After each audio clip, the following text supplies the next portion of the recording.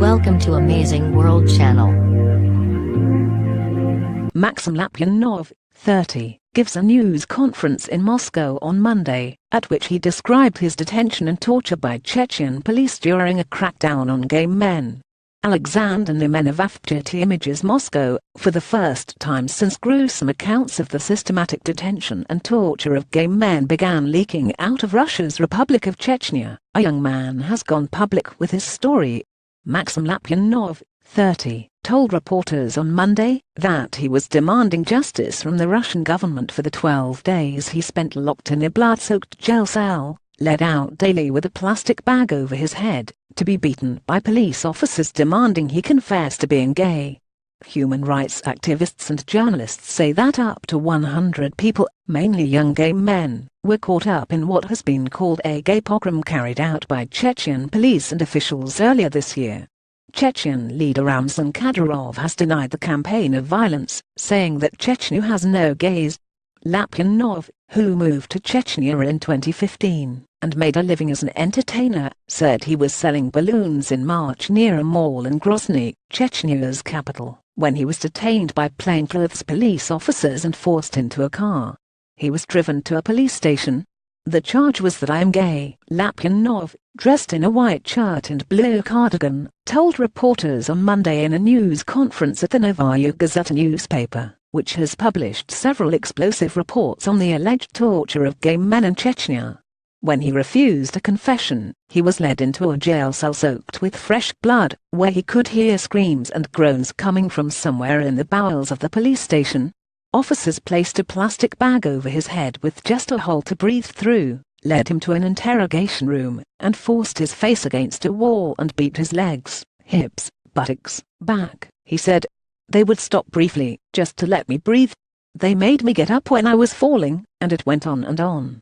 I thought they would kill me, no matter what happened, he said, wiping away tears. Lapunov, who is ethnically Russian, is the first person to make a formal complaint to Russia's powerful investigative committee challenging a government narrative that the gay pogrom in Chechnya never existed, because no victims have come forward. Tanya Lukshina, the local head for Human Rights Watch, said that ethnic Chechen victims have been resistant to go public because of fear of retribution by their families. On Friday, Tatiana Moskalkova, Russia's Commissioner for Human Rights, confirmed she had received a single complaint about the allegations of torture in Chechnya, that she forwarded to investigators. Human rights activists working with Lapunov say there has been no progress in that investigation. The bottom line is that we spent 3 weeks in Sntuki, the investigative committee's regional center for the North Caucasus, and we saw that the investigation was not carried out, said Vladimir Smirnov, a lawyer for the Committee Against Torture, an organization working on Lapunov's case. We never went to Grozny. Witnesses who Maxim mentioned were never questioned. Nothing was done in order to bring those who were guilty to liability. Kadyrov, the powerful head of Chechnya, was installed by Russian President Vladimir Putin in 2007 with wide-reaching powers to suppress a militant insurgency in the region. He has built a powerful cult of personality and championed conservative values in the mostly Muslim region. If there are any gays, take them to Canada. Praise be to God. Take them far away from us. To purify our blood, if there are any here, take them, he told HBO in a televised interview in July. Earlier reports in Novaya Gazeta and other local media told similar stories of nighttime detentions and the use of torture methods including electric shocks.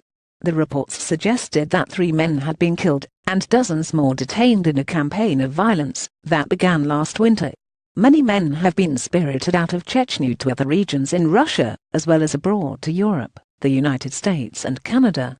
Igor Chetkov, a gay rights activist who heads the Russian LGBT network, also said at Tuesday's news conference that as many as 15 men released by police to their families had later disappeared, raising the specter of honor killings.